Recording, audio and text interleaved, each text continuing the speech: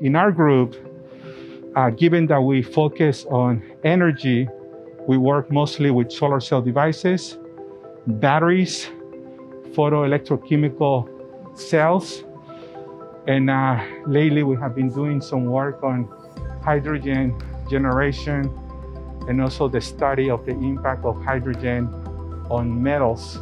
So this is the idea behind hydrogen embrittlement, trying to understand how those hydrogen affects and impacts the material properties of certain type of metals that are used within the hydrogen infrastructure.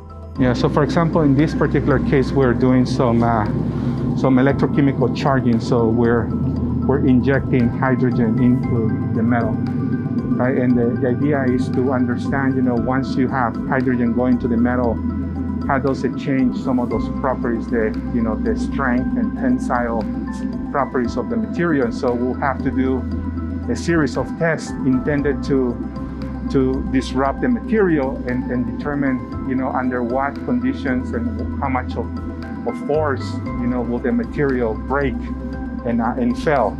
And the idea is to start gaining a fundamental understanding of embrittlement on different type of metal grades, with the intent to either determine what conditions are safe for operation, or what could we do to improve those safety parameters of a system. We have materials being synthesized in a bath of chemicals, and so by controlling the different parameters and conditions, we can actually design and engineer a better material.